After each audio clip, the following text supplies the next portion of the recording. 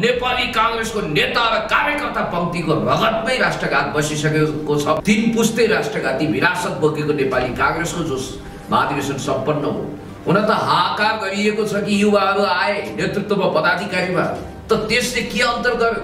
नेपाली कांग्रेसको महाधिवेशन श्राद्धमा बिरालो बाँधे जस्तै कर्मकाण्डीय रूपमा समाप्त भएको छ। शेरबहादुर देउवाजी न्वारानदेखिको बल लगाएर नेपालको हित विपरीत आएको मिलेनियम च्यालेन्ज कर्पोरेसन यानी कि एमसीसी पास गर्नको निम्ति लागि पर्नु भएको छ।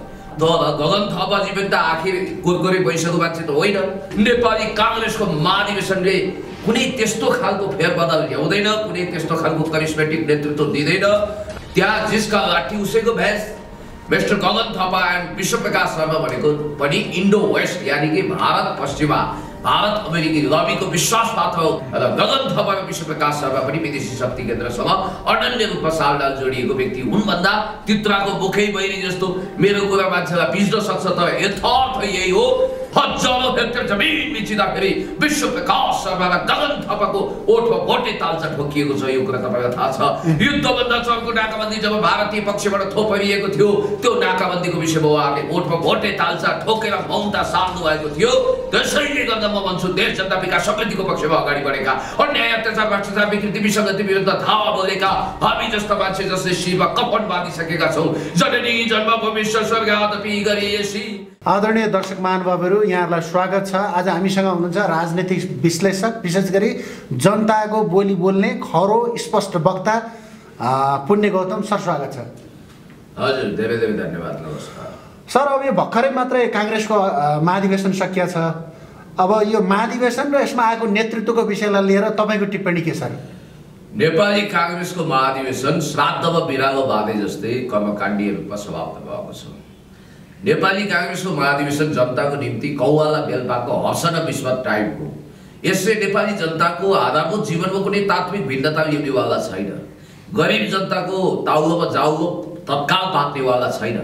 यसै त नेपाली कांग्रेस परम्परागत रूपमा एउटा रूढिग्रस्त पुरातनपन्थी सोचको दक्षिणपन्थी चिन्तन लिएको नवउदारवादी अर्थतन्त्र अपनाएको र यो देशको समृद्धि र विकास होइन राष्ट्रघात गर्दै अगाडि बढिरहेको 3 पुस्ते राष्ट्रघाती विरासत बोकेको नेपाली कांग्रेसको जो महाधिवेशन सम्पन्न हो, हुन त हाहाकार गरिएको छ कि युवाहरू आए नेतृत्वमा पदाधिकारीमा, त त्यसले के अन्तर गर्यो? म व्यक्तिगत रूपमा गगन थापा र विश्वप्रकाश शर्मालाई बधाई दिन सकौँला, तर विश्वप्रकाश शर्मा र गगन थापा अनि शेरबहादुर देउवाजीको वैचारिक आदर्श नीतिगत रूपमा के भिन्नता छ मलाई बताउनुहोस्। जस्तो कि म तपाईँलाई भन्छु, लेट मी टेल। शेरबहादुर देउवाजी न्वारानदेखिको बल लगाएर नेपालको हित विपरीत आएको मिलेनियम च्यालेन्ज कर्पोरेसन यानी कि एमसीसी पास गर्नको निम्ति लागि पर्नु भएको छ।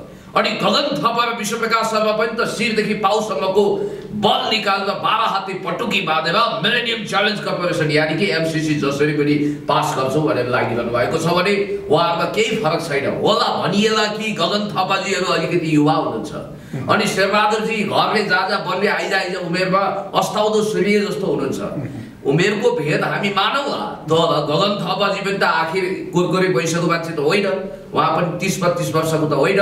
उहाँले उहाँको नागरिकता अनुसार सो गरेको उमेर भनेको 45 वर्ष हो, तर इन रियालिटी गगनजी 50 को सेरोफेरोमा हुनुहुन्छ, किनभने उहाँको समकालीनले मलाई बताए अनुसार 29 सालको। अब विश्वप्रकाश शर्माजीको पनि कुरा लुकेको छैन, उहाँ 2022 सालको। त्यस कारणले गर्दाखेरि विश्वप्रकाशजीको त नाति खेलाउने बेला भइसकेको छ। गगन थापाजी पनि यदि कलेज लाइफको सुरुवातमै विवाह गरेको हो भने उहाँको पनि नाति नातिना हुन्थ्यो होला। त्यस कारणले गर्दाखेरि केस खोजिसक्यो र गगन थापा र विश्वप्रकाश शर्माको शिरबाट झरेको कपाल जस्तै समाजवाद पनि नेपाली कांग्रेसको पुस्तकबाट हराइसकेको छ। समाजवाद होइन, नवउदारवादको ढाकर बोकेर पुँजीवादको ढाकर बोकेर उहाँहरू अगाडि बढिरहनु भएको छ, ताबे बेरमा लडखडाइरहनु भएको छ। त्यस कारणले गर्दाखेरि नेपाली जनताको निम्ति नेपाली कांग्रेसको महाधिवेशनले कुनै त्यस्तो खालको फेरबदल ल्याउँदैन, कुनै त्यस्तो खालको करिस्मेटिक नेतृत्व दिँदैन। र याद गर्नुहोला, हामी उमेर समूहको कुरा गर्छौँ नि, मक्ख परेका छौँ। तपाईँलाई इतिहास सम्झना दिलाउन चाहन्छु।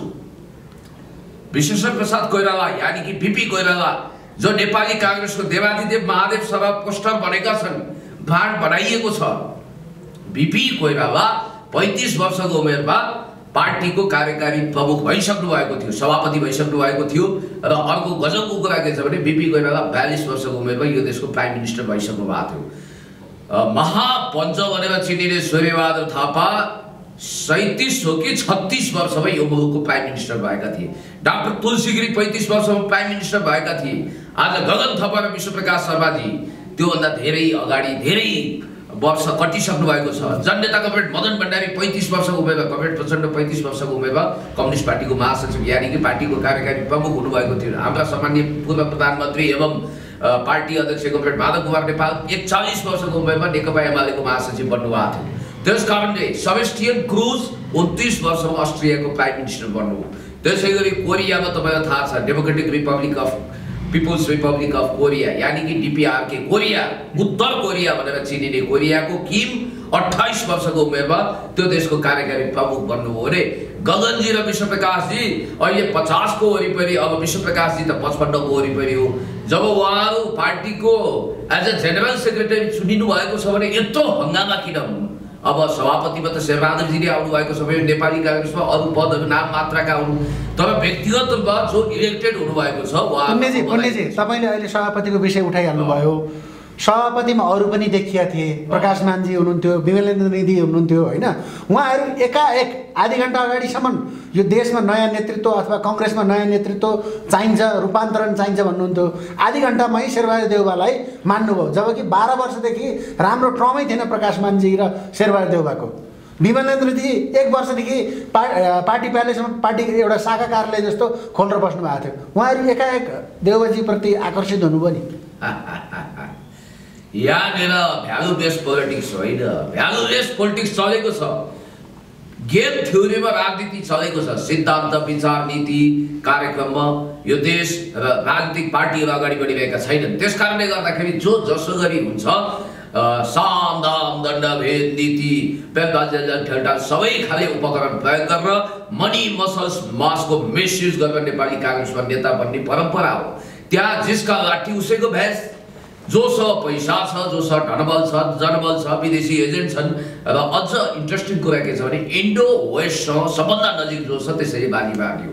मिस्टर गगन थापा एन्ड विश्वप्रकाश शर्मा भनेको पनि इन्डो वेस्ट यानी कि भारत पश्चिमा, भारत अमेरिकी लबीको विश्वास पात्र हो। त्यसैले गर्दा उहाँहरू एमसीसी पास गर्नुपर्छ भनेर लाग्नु भएको छ।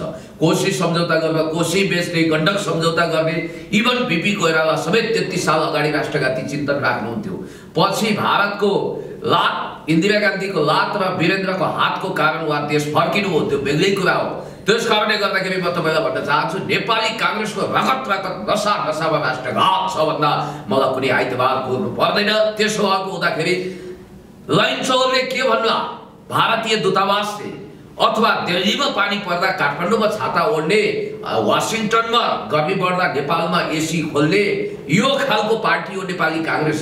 हिज एक्सिलेन्सी मास्टर भ्यान्डी बेरीले इशारा कता गर्नुहुन्छ अथवा महामहिम भारतीय राजदूतको इशारा कता छ अनि 7 रेस कोर्सको मूल्याङ्कन के छ त्यो आधारमा नेतृत्व छनौट हुने हो। थोरै यहाँ नेपाली कांग्रेसका प्रतिनिधिहरूले मात्रै भोट हालेर जिताएको हो र होटलमा ठाउँमा शक्ति केन्द्रबाट तार जोडिएका मान्छेहरू परिचालित छन्। रक्सी मासुको छेलो भएको छ र गगन थापा र विश्वप्रकाश शर्मा पनि विदेशी शक्ति केन्द्रसँग अनन्य रूपमा सालडाल जोडिएको व्यक्ति हुन् भन्दा तित्राको मुखै बहिनी जस्तो मेरो कुरा मान्छेलाई बिज्न सक्छ, तर यथार्थ यही हो। जसरी गिरिजाबाबुले त्यतिखेर भन्नुभएको थियो नि, दे आर अलरेडी रयलिस्ट, उनीहरू पहिल्यै दरबारी हो। नरहरि आचार्य र गगन थापाको विषयमा दोस्रो जनआन्दोलन चलिरहँदा गिरिजाबाबुले विराटमा गएर स्टेटमेन्ट दिनुभएको थियो। उहाँसँग लट्स अफ इन्फर्मेसन भएरै यो कुरा गर्नुभएको थियो।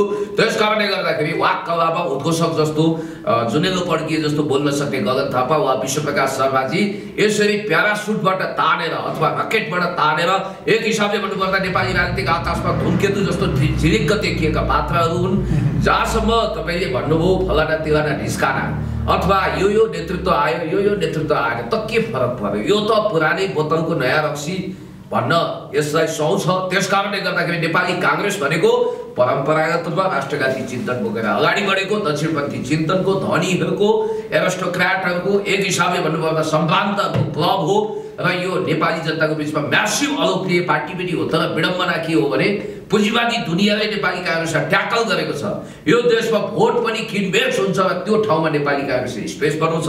तथाकथित डेमोक्रेसीको माला जप्न उसलाई बहुत सोख छ र हरामी तरिकाले उसले राष्ट्रघात एकपछि अर्को गरिरहेको छ। त्यस कारणले गर्दाखेरि हजारौं हेक्टर जमिन मिचिँदाखेरि विश्व प्रकाश शर्मालाई गगन थापाको ओठमा भोटे तालचा ठोकिएको छ। यो कुरा तपाईँलाई थाहा छ।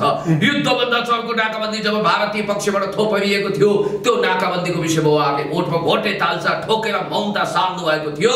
त्यसैले गर्दा म भन्छु देश जनता विकास समृद्धिको पक्षमा अगाडि बढेका, अन्याय अत्याचार भ्रष्टाचार विकृति विसङ्गति विरुद्ध धावा बोलेका हामी जस्ता मान्छे जसले शिरमा कपन बाँधिसकेका छौँ। जननी जन्मभूमि स्वर्गदपि गरिएसी motherland are greater than heaven, आमा देश स्वर्ग भन्दा प्यारो हुन्छ भन्ने मान्यताको आधारमा अगाडि बढेका हामीहरू कुनै पनि विदेशी शक्तिको अगाडि घोडा टेकेर धनुष्टंकार गरेर जी हजरी गरेर चौरको दुवो दाँतले टिपेर तुमेव माता सपिता तुमेव सर्वम मम देव देव माई बाप आशीर्वाद पाऊँ भनेर जम्न हात जोड्नेवाला छैनौ।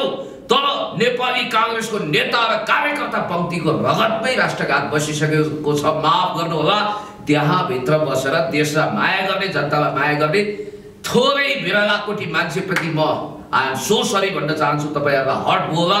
तपाई एउटा कुरा भन्नुस्, नेपाली काङ्ग्रेसको सेन्ट्रल कमिटीमा कुनै पनि माइकल लालले मिलेनियम च्यालेन्ज कर्पोरेसन जो इन्डो पेसिफिक स्टडीजसँग जोडिएको छ यो गलत छ भनेर भन्न सक्यो? कसको हिम्मत छ? अब एमसीसी पास हुन्छ त पुण्यजी? एमसीसी जस्ताको तस्तै कुनै पनि हालतमा पास हुँदैन, किनभने अमेरिकाले भनेको छ, एमसीसीले भनेको छ मिलेनियम च्यालेन्ज कर्पोरेसन भनेको कुनै मुन्द्रेको कमेडी क्लब त होइन।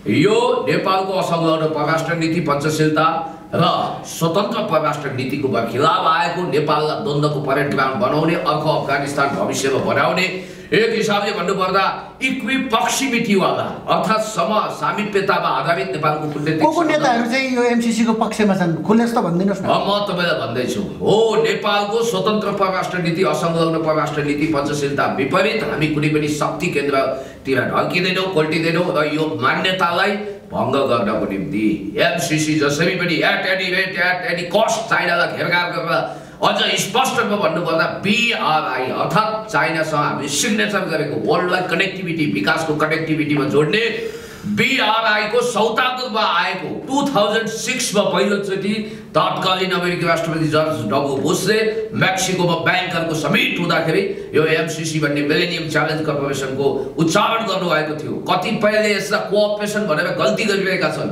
म तपाईलाई के भन्न चाहन्छु भने मिलेनियम च्यालेन्ज कर्पोरेसन कुनै दयावन्त भएर जादुको छडी विकासको घुमाएर नेपालको दुःख गरिबी देख्न नसकेर कृपालुजी महाराज पल्टिएर अमेरिका आएको होइन। यदि अमेरिका नेपालको सच्चा विकास चाहन्थ्यो भने युनाइटेड नेसन मार्फत जो सर्वस्वीकार्य ग्लोबल संस्था हो त्यो मार्फत सस्टेनेबल डेभलपमेन्ट गोलको एप्रोच अन्तर्गत सहस्राब्दी विकास लक्ष्य अन्तर्गत ऊ आउन सक्थ्यो, तर त्यसरी ऊ आएन। दिगो विकासको लक्ष्य सहित आएको छैन। अर्को कुरो उसले भनेको छ नेपालको ट्रान्समिसन लाइन र सडक स्तरोन्नति। नेपालको प्रायोरिटी अहिले शिक्षा र स्वास्थ्य हो। हामी त्यसमा लगानी गर्न चाहन्छौँ। त्यसकारण इन्डो पेसिफिक स्ट्राटेजी अर्थात् सैन्य रणनीतिसँग नजोडिकन 50 करोड होइन, तपाईलाई म भन्छु 50 अर्ब अमेरिकी dollar without any condition and pre condition यदि अमेरिकाले दिन्छ भने हामी अमेरिकासँग कूटनीतिक सम्बन्ध सुमधुर बनाउन चाहन्छौँ। मैले हिज एक्सिलेन्सी मास्टर र्यान्डी बेरी यानि कि महामहिम राजदूत र्यान्डी बेरीसँग पनि पटक पटक भेटेको छु, यही कुरा राखेको छु। र मैले के भनेको छु भने कुनै पनि हालतमा हाम्रो देशको राष्ट्रिय स्वाभिमानको झण्डा झुक्न हामी दिनेवाला छैनौँ। यो देश महान छ, सभ्य भव्य गरिमामय छ र यो देशमा चाइना र अमेरिका बीचको साडेको जुदाईमा हामी बाछाको मिचाइ भोग्न चाहँदैनौँ। यो देशको गरिबी उन्मूलन गरेर राष्ट्रियता बलियो बनाउन, समृद्ध नेपाल, सुखी नेपालीको सपना साकार बनाउन हामी अगाडि बढिरहेका छौँ। अन्तिममा छौँ। विभिन्न रियालिटी सोहरू आइरहेका छन् देशमा। तपाईँ छिटै एउटा रियालिटी शोमा आउँदै हुनुहुन्छ भन्ने सुनियो, के हो भनिदिनुहोस्। अफकोर्स मैले फर्म फिलअप गरिसकेको छु। शिखर टिकटक रियालिटी सो जसको जजको रूपमा गौरी बल्लजीहरू हुनुहुन्छ, रमेश सुप्रेतीजी। सोह्रमा मलाई त जजको लागि एप्रोच आएको थियो, तर एकपटक मैले आफै परीक्षा किन नदिने। म पनि रियालिटी सोमा अग्नि परीक्षामा गरो खरो उत्रिन चाहन्छु र मैले फर्म फिलअप गरिसकेको छु। सम्भवतः मैले एउटा घोषणा गरेको छु, मैले के भनेको थिएँ भने म कुनै पनि दिन राजकीय निकायमा नियुक्त भएँ भने मन्त्री वा सो सरहको कुनै पदमा गयो भने म सरकारी मोटर चढ्ने छैन। तर जनताको काम गर्न म यो मोटर त चढ्नु पर्ला, गाडी चढ्नु पर्ला। हो यस्तै पुरस्कार स्वरूप यदि कुनै गिफ्ट स्वरूप गाडी आयो भने मैले त्यो गाडीलाई व्यक्तिगत प्रयोजन होइन, म तपाईँलाई अर्को कुरो पनि क्याटेगोरिकली स्पष्ट रूपमा भन्न चाहन्छु। काहीँ सडकमा हिँडिरहेको बेला गरिब गुरुवा असहाय देखियो भने त्यो मेरो गाडी ट्याक्सी समान हुनेछ। म उनीहरूलाई निःशुल्क उनीहरूको मुकाममा ठेगानामा पुर्याइदिनेछु। अनि कुनै रोगी कुनै गरिबले यदि मलाई फोन गर्नुभयो भने मेरो गाडी उहाँहरूको लागि एम्बुलेन्स सेवा उपलब्ध हुनेछ। त्यसैले मैले भनेको छु गरिबको लागि ट्याक्सी र रोगीको लागि एम्बुलेन्स सेवा बनाउनको लागि र भविष्यमा सरकारी मोटर नचढ्न र उरुग्वेको पूर्व राष्ट्रपति जोसेफ बोजिगाले जस्तो 100% तलब भत्ता गरिबलाई समर्पण गर्ने मेरो उद्देश्य छ भविष्यमा। त्यसैले गर्दा म यति कुराको चाँजोपाँजो गर्न पनि यसपटक टिकटक रियालिटी सोमा जानु छ र प्रथम पुरस्कार जित्नु छ। हस्, धन्यवाद। Thank you so much. Wish you all the best.